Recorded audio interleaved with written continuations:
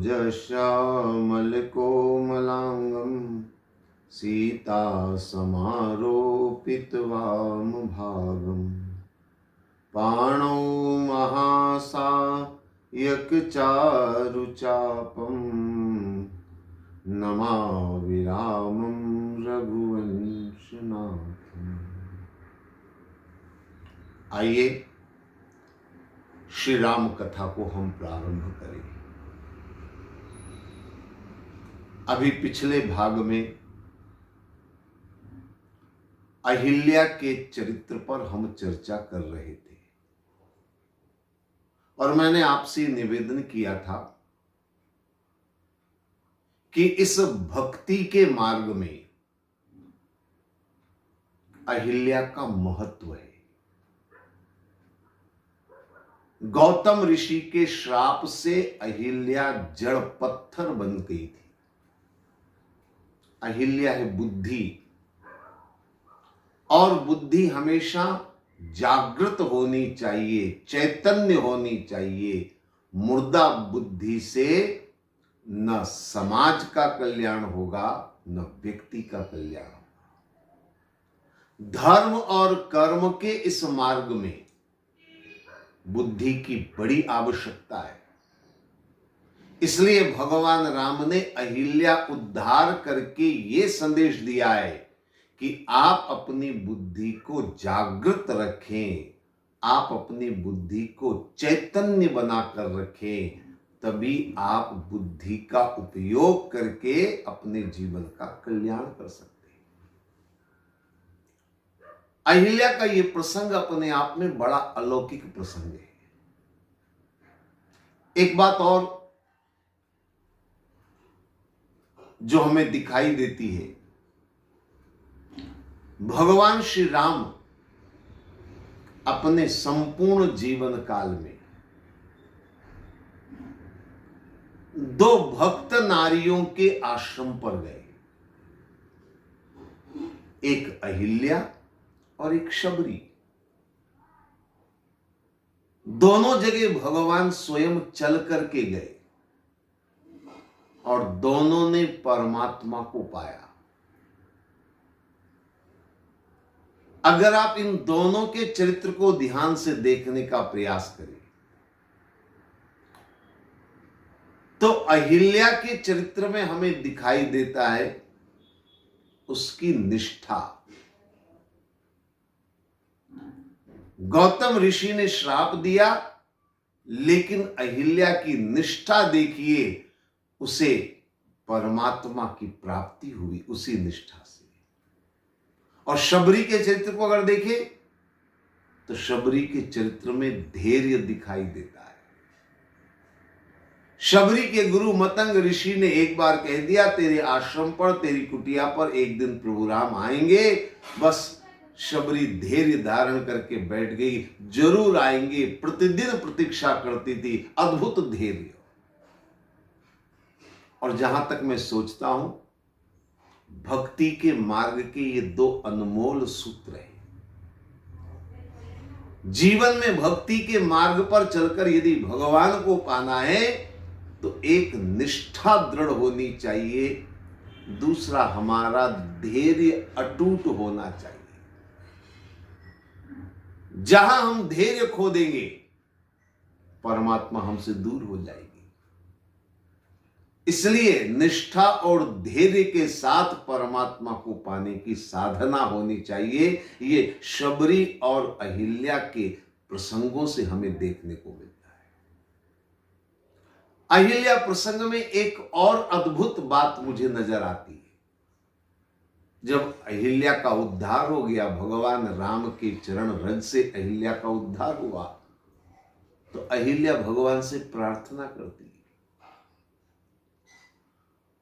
और उस प्रार्थना में एक शब्द अहिल्या ने बड़ा अद्भुत कहा। तुलसीदास जी लिखते हैं, अहिल्या प्रार्थना में क्या कहती है? बोले, मुनि श्राप जो दीना अति भल कीन्हा, परम अनुग्रह में माना। अहिल्या कहती, मेरे पति ने मुझे जो श्राप दिया, बड़ा भला किया, बड़ा अच्छा किया। सुनकर थोड़ा अचंभा होता है। श्राप को भी कोई अपने हित में मानता है, क्योंकि अक्सर श्राप दिया जाता है क्रोध में, और किसी का भी क्रोध हमें अच्छा नहीं लग सकता। लेकिन अहिल्या कहती है, बड़ भल कीना, मेरा बड़ा भला हुआ, परम अनुग्रह में माना। मैं अपने पति का अनुग्रह मानती हूं कि उन्होंने मुझे क्रोध करके श्राप दिया। तो थोड़ा सा सुनने में अटपटा लगता है। आशीर्वाद दे और कहे मेरा बड़ा भला हुआ, समझ में आती है, लेकिन श्राप दे और कहे मेरा बड़ा भला हुआ, ये सुनने में बड़ा अटपटा लगता है। लेकिन अहिल्या की बात अटपटी जरूर दिख रही है। लेकिन मुझे याद आता है, गोस्वामी श्री तुलसीदास जी ने भी रामचरितमानस में ऐसा ही एक वर्णन किया है। तुलसीदास जी एक जगह रामचरितमानस में लिखते हैं, जपहि नाम जन आरत भारी, मिटहि कुसंकट होय सुखारी। भगवान का नाम लेने से संकट दूर हो जाते हैं। बहुत सीधी सी बात नजर आती है इसमें, लेकिन शब्दों को जरा बारीकी से समझने का प्रयास करें। तुलसीदास जी कहते मिटहि कुसंकट।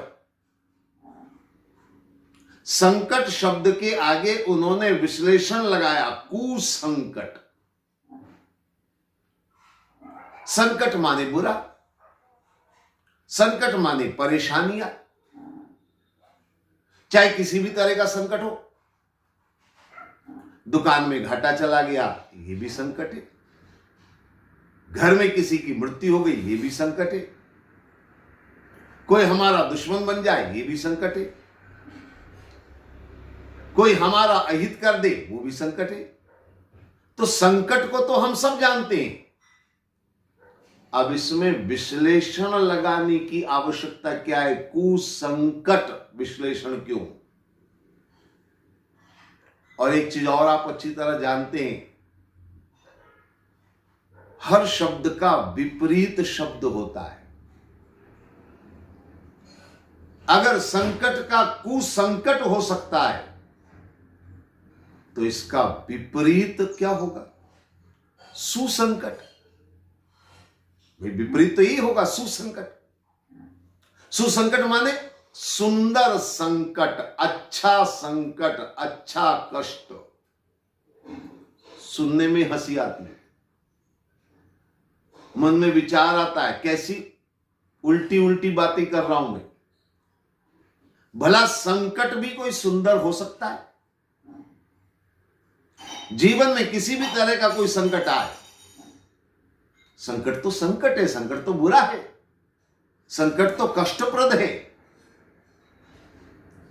गाड़ी का एक्सीडेंट हो जाए, कोई हमारा साथ छोड़कर चला जाए, कोई हमारा दुश्मन बन जाए, किसी भी तरह का संकट क्यों ना हो, संकट तो संकट है। लेकिन अगर तुलसीदास जी ने कुसंकट शब्द का प्रयोग किया है, तो इसके पीछे जरूर कोई कारण है, और वो कारण है, गोस्वामी जी ने इस शब्द में कु शब्द का विश्लेषण जोड़ के एक बहुत बड़ा संकेत दिया है।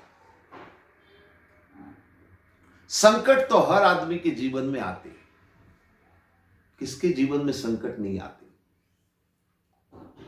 परमात्मा भी अगर अवतार लेते तो उनके भी जीवन में संकट आते। संकट राम के जीवन में भी है, संकट कृष्ण के जीवन में भी है। किसके जीवन में संकट नहीं? संकट सबके जीवन में, चाहे साधु हो, संत हो, वैरागी हो, ज्ञानी हो, ध्यानी हो, भगवान का भक्त हो, सबके जीवन में संकट। क्या तुलसीदास जी के जीवन में संकट नहीं थे? किसके जीवन में, मीरा से लेकर के, तुलसी से लेकर, कबीर, नानक से लेकर हर महापुरुष के जीवन में संकट रहे हैं। तो संकट हर आदमी के जीवन में आते हैं और जाते हैं। लेकिन अगर हम चाहें तो उन संकटों को कुसंकट भी बना सकते हैं और अगर चाहें तो उनको सुसंकट भी बना सकते हैं। यानी संकट को बुरा और भला, अच्छा और बुरा बनाना हमारे हाथ में। आप कहेंगे कैसे?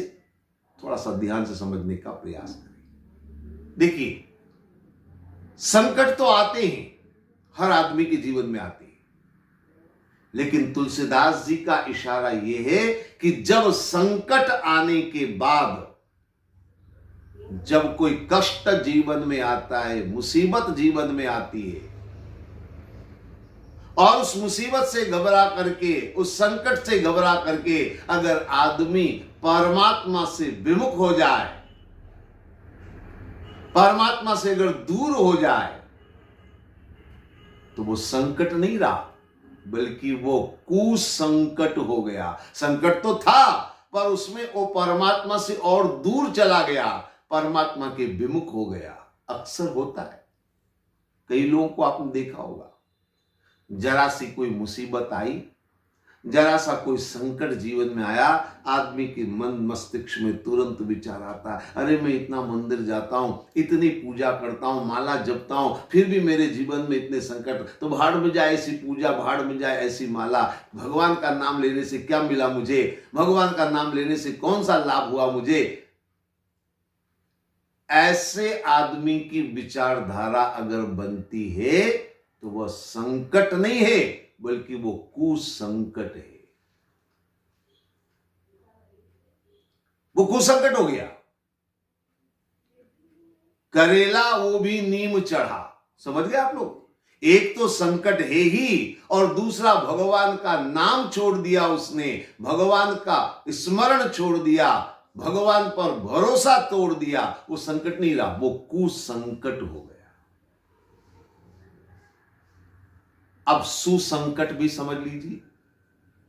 मैं मानता हूं तुलसीदास जी के इस शब्द के पीछे भाव है, सुसंकट भी होता है, अच्छा संकट भी होता है।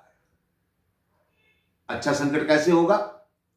मुसीबत आई, संकट आया जीवन में, कष्ट आए जीवन में, पर अगर मुसीबत आने के बाद यदि व्यक्ति परमात्मा की तरफ मुड़ जाए, अगर व्यक्ति परमात्मा पर और ज्यादा धैर्य विश्वास करते हुए परमात्मा का भजन करना शुरू कर दे, भगवान का नाम लेना शुरू कर दे, तो वह संकट भी सुसंकट हो सकता है।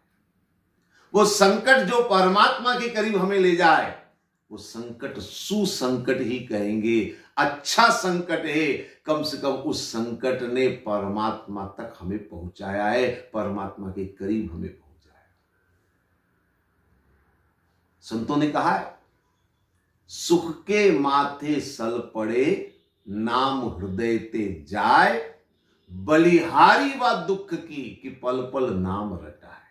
बलिहारी यानी उस दुख का धन्यवाद कि अगर उसमें परमात्मा का नाम मुख से निकलता है, परमात्मा का स्मरण अगर होता है, तो वो बलिहारी है, उसका धन्यवाद है कि कम से कम उसके कारण हमें भगवान का नाम लेने का मौका मिला।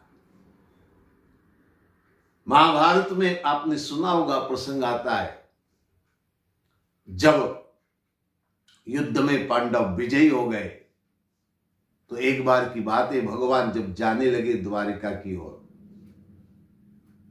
तो कुंती ने भगवान से मांगा, बोले जा रहे हो तो मुझे कुछ दे दो। भगवान बड़े प्रसन्न हुए, बोले बुआ क्या चाहिए? बोले मुझे दुख चाहिए, मुझे संकट चाहिए। कुंती कह रही है, जिसने जिंदगी भर कष्ट उठाए, जिंदगी भर संकट उठाए। आप देखिए कुंती का जीवन, जन्म हुआ और जन्म के बाद उसे गोद दे दिया गया। कुंती भोज को कन्या गोद के रूप में प्राप्त हुई, नाम कुंती पड़ा। फिर थोड़ी बड़ी हुई, दुर्वासा ने मंत्र दिया, मंत्र का तत्काल उपयोग कर लिया और कुमारी के ही संतान पैदा हुई। आप सब जानते हैं महाभारत की कथाएं। फिर विवाह हुआ पांडु महाराज से, लेकिन कुछ ही समय में पांडु महाराज की मृत्यु हो गई। विधवा का दुख स्त्री के जीवन का सबसे बड़ा दुख माना जाता है, वो कुंती ने झेला। फिर अपने बालकों को लेकर के उनके लालन पालन के लिए हस्तिनापुर गई, तो प्रारंभ हो गया झगड़ा कौरवों और पांडवों का। और ये झगड़ा इतना बड़ा कि युद्ध में परिवर्तित हो गया। आप जरा कल्पना करिए कुंती के दुख की, जिसकी बहू को भरी सभा में नग्न करने का प्रयास किया गया हो, कितनी पीड़ा हुई होगी उस नारी के मन में। महाभारत के युद्ध में एक तरफ अर्जुन एक तरफ कर्ण लड़ रहे हैं, कुंती के लिए तो दोनों तरफ दुख है। पुत्र का शोक वियोग झेलना है, चाहे इधर से कोई मरे चाहे उधर से कोई मरे। तो जिंदगी भर कुंती ने कष्ट उठाए, दुख झेले। और अब जब महाभारत का युद्ध समाप्त हुआ, कौरवों का अंत हुआ, पांडवों को राजगद्दी प्राप्त हुई, ऐसा लग रहा था अब दुख के समय चला गया, अब सुख जीवन में आएगा। अगर कुंती की जगह कोई दूसरे होती नारी, तो वो भगवान से क्या मांगती है, महाराज हे भगवान जिंदगी भर दुख झेले मैंने, अब बुढ़ापे में थोड़ा सुख दो। लेकिन कुंती क्या मांग रही है? कुंती कह रही मुझे दुख दो, मुझे पीड़ा दो। क्यों? क्योंकि दुख में आपकी याद बनी रह जाए तो वह दुख दुख नहीं है, वो संकट संकट नहीं है, बल्कि वो सुसंकट है। आपकी याद बनी रह जाए, प्रभु का नाम याद आ जाए, प्रभु का स्मरण बना रहे, तब सुसंकट है। अगर संकट आने पर, मुसीबत आने पर आदमी भगवान को भूल जाए, भगवान को छोड़ दे, भगवान से विमुख हो जाए, तो वह कुसंकट हो जाएगा। अहिल्या कहती है मुनि श्राप जो दीना अति भल कीना, बड़ा भला हुआ मेरा। आप समझ में आ जाएगी अहिल्या की बात। वो कहती है अगर मुनि श्राप नहीं देते तो शायद आज प्रभु राम के दर्शन मुझे नहीं होते, आज भगवान की चरण रज मुझे प्राप्त नहीं होती। ये सौभाग्य मुझे मिला, प्रभु स्वयं चल करके मेरे पास आए। क्यों? क्योंकि वो श्राप मिला मुझे, इसलिए वो श्राप मेरे लिए वरदान से कम नहीं। इसलिए वो कहती मुनि श्राप जो दीना अति भल कीना, मेरा भला हुआ है, उसमें मेरा हित हुआ है, परम अनुग्रह में माना। वो कहती है मैं ऋषि का, अपने पति का अनुग्रह मानती हूं, उनकी कृपा मुझ पर हुई कि मुझे ऐसा श्राप दिया जिससे कि मुझे परमात्मा की प्राप्ति हो सके। तो अहिल्या का भाव अपने आप में बड़ा अद्भुत है। भगवान राम अहिल्या का उद्धार करने के बाद रामचरितमानस में आप देखें, सीधे पहुंचते हैं गंगा के किनारे, जहां गंगा स्नान वो करते हैं। कुछ विद्वानों की ऐसी मान्यता है, धारणा है कि भगवान राम ने अपने चरण रज से अहिल्या का उद्धार तो किया, लेकिन भगवान के मन में यह भाव था कि ऋषि पत्नी को मैंने चरण से स्पर्श किया, इसलिए मुझे दोष लगा होगा, पाप लगा होगा, तो इसके निदान के लिए वो गंगा में स्नान करती। लेकिन जिस साधना की बात मैं कर रहा था, अगर उस साधना के नजरिए से विचार करें, मैंने आपसे इस प्रसंग में निवेदन किया, धर्म और कर्म को लेकर जब साधना करी जाए तो इसमें एक परम आवश्यकता है गंगा स्नान की। गंगा स्नान क्या है? पतित पावनी गंगा। गंगा बिना किसी भेदभाव के, बिना किसी ऊंच नीच का विचार किए सबको पावन और पवित्र बनाती है। गंगा कभी पक्षपात नहीं करती। गंगा ये नहीं कहती कि निर्धन है इसको मैं कम पवित्र करूं और ये सेठ जी आ गए धनवान है इनको मैं ज्यादा पवित्र करूं। गंगा भेदभाव नहीं करती। चाहे ब्राह्मण हो, क्षत्रिय, वैश्य, शूद्र हो, किसी के लिए भेदभाव नहीं। चाहे राजा हो, चाहे रंक हो, चाहे मास्टर हो, चाहे मिनिस्टर हो, चाहे साधु हो, चाहे चोर हो, गंगा की धारा में जो भी गोता लगाएगा गंगा अपने निश्चल भाव से उसको पवित्र करेगी। ये गंगा का गुण है, ये गंगा की विशेषता है। और धर्म और कर्म के मार्ग में इसकी बड़ी आवश्यकता है, क्योंकि जब तक आदमी पक्षपात पूर्ण व्यवहार करेगा, भेदभाव का भाव मन में होगा, तब तक धर्म और कर्म की यात्रा सफल नहीं हो सकती। चाहे कर्म का क्षेत्र हो, उसमें भी भेदभाव रहित होकर के समान भाव से, समभाव से आचरण करना चाहिए। और धर्म में भी, धर्म के कार्य में भी सम का भाव जीवन में आना चाहिए। और सम का भाव ही तो समाधि है। गीता में स्थित प्रज्ञ पुरुष उसी को कहा गया जिसमें समभाव हो। तो यह बहुत महत्वपूर्ण है धर्म और कर्म के क्षेत्र में। भगवान गंगा स्नान करके गंगा का ये गुण धारण करते हैं कि बिना किसी भेदभाव के समभाव, सबके प्रति समान भाव रखना है। ये भक्ति मार्ग की बहुत बड़ी उपलब्धि है। अब भगवान राम यहां से आगे बढ़ते हैं। राम की इस यात्रा को मैंने आपसे निवेदन किया था, सीता रूपी भक्ति को पाने की यात्रा है। भगवान राम सीता रूपी भक्ति को पाने के मार्ग पर चलते हैं। रास्ते में जो बाधाएं आती है, मैंने क्रमशः उन पर थोड़ा थोड़ा आपके सामने विचार रखा है। मारीच, सुबाहु, ये राग द्वेष है। अहिल्या, बुद्धि हमारी पवित्र होनी चाहिए, जागृत होनी चाहिए। और गंगा जैसा समभाव जीवन में आना चाहिए। सारी बातें मैं आपके सामने रख रहा हूं, लेकिन साधना का एक महत्वपूर्ण पड़ाव अभी बाकी है। भक्ति को अगर पाना है, जीवन में भक्ति को अपनाना है, तो साधना का एक महत्वपूर्ण पड़ाव, उसकी चर्चा थोड़ी सी मैं आपसे रखूंगा आपके सामने। रामचरितमानस और प्रभु राम के चरित्र के माध्यम से वो साधना की बात मैं आपके सामने।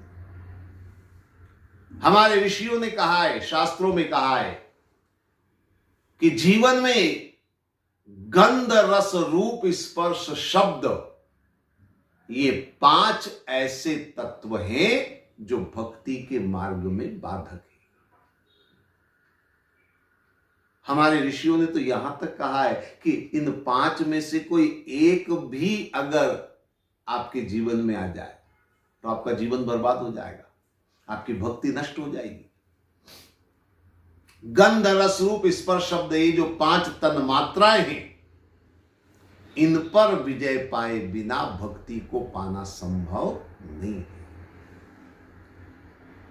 इसलिए आइए राम के चरित्र के माध्यम से इन 5 तन मात्राओं पर विजय कैसे पाई जाए, गंध, रस, रूप, स्पर्श, शब्द पर विजय पाने के लिए हमें किस तरह से राम के चरित्र का अनुसरण करना होगा, थोड़ा ध्यान से देखें और समझने का प्रयास करें। देखिए, जनकपुर भगवान पहुंचे, लेकिन सीधे राजमहलों में नहीं पहुंचे। आप रामचरितमानस को पढ़ें। सबसे पहले विश्वामित्र जी के साथ भगवान राम आम्र वाटिका में विश्राम करते, आम्र वाटिका में रुकते। और तब जनक जी को संदेश जाता है और जनक जी अगवानी करने के लिए आते हैं, मिलने के लिए आते हैं। और तब भगवान राम लक्ष्मण विश्वामित्र जी को वो अपने अतिथि कक्ष राजभवन में ले जाते हैं। तो भगवान राम का सबसे पहला जो निवास जनकपुर में हुआ वो आम्र वाटिका। आम्र वाटिका माने आम का बगीचा। आम के बारे में आप सब जानते होंगे, आम रस का राजा है, रसराज है। फलों के अंदर आम को रस का राजा माना जाता है। उस आम्र वाटिका में भगवान ने विश्राम किया, भगवान रुके। लेकिन किसी भी ग्रंथ में ऐसा वर्णन नहीं आता है कि भगवान ने आम का रस पान किया, आम को चूसा हो, ऐसा कहीं वर्णन नहीं। यह संकेत है कि रस पर विजय प्राप्त करी प्रभु राम ने। आम्र वाटिका में रहकर के भी आम के रस साधन से दूर रहना, यह रस पर विजय प्राप्त करना, यह संकेत है कि यह रस पर विजय प्राप्त करें। चलिए आगे बढ़े। इसके बाद भगवान जनकपुर में गए। दूसरे दिन भगवान राम ने गुरु विश्वामित्र जी से अनुरोध किया, नाथ लखनपुर देखन चहहि, प्रभु सकोच बस प्रगटन करे, और जो राउर आयुष में पाओ, नगर दिखाए तुरंत ले आओ। भगवान राम विश्वामित्र जी से अनुमति ले रहे, कह रहे कि लक्ष्मण नगर देखना चाहता है, आपकी आज्ञा हो तो मैं दिखा कर ले आऊं। थोड़ा विश्वामित्र जी मुस्कुराए। मुस्कुराए इसलिए कि भगवान राम क्या कह रहे कि मैं नगर दिखाकर ले आता हूं। दिखाने का काम कौन करेगा? दिखा तो वही सकता है जिसने पहले 2 4 8 बार देखा हो। अब भगवान राम कितनी बार आए जनकपुर में? इसके पहले ना, पहली बार आए। खुद ने जनकपुर देखा नहीं और कह रहे कि मैं दिखा कर लाता हूं लक्ष्मण को। तो विश्वामित्र जी हंसने लगे और विश्वामित्र जी ने इशारों ही इशारों में बड़ी अद्भुत बात कही। विश्वामित्र जी कहते जाओ, पर किस लिए जा रहे हैं? बोले सुंदर बदन दिखाए, आप अपनी सुंदरता दिखा कर आओ। आपको क्या देखना है? आप अपनी सुंदरता दिखा करके आओ। तो विश्वामित्र जी संकेतों में बहुत बड़ी बात कह गए। अब भगवान राम लक्ष्मण जी के साथ जनकपुर में गए। जिसने भी देखा राम को, बस वो देखता ही रह गया। अद्भुत सौंदर्य, अद्भुत कांति, देखता ही रह गया। जनकपुर में सीता की सखियों ने भी राम को देखा, दासियों ने देखा। कुछ ग्रंथों में वर्णन आता है, तुलसीकृत रामचरितमानस में इतना विस्तार से वर्णन नहीं, पर कुछ ग्रंथों में वर्णन आता है कि महिलाएं बातचीत करती हैं, ये दशरथ राजकुमार है, ये अयोध्या के राजकुमार है। किसी ने कहा हमने सुना है अभी अभी इन्होंने अहिल्या का उद्धार कर दिया। अब मैं आपसे एक बात पूछूं, अगर आप कहीं जा रहे हो और अगर आपका नाम कोई ले दे एक बार, तो आप तुरंत पलट कर देखेंगे मेरा नाम कौन ले रहा है। और आपके साथ साथ अगर आपके पिता का नाम, आपका परिचय अगर कोई बोलने लग जाए, तब तो आप पलट कर देखेंगे नहीं, बल्कि उसके पास चले जाएंगे। भाई आप कौन है? मुझे पहचानते हो क्या? कहां से आपने मुझे पहचाना? लेकिन भगवान राम पलट कर नहीं देखते।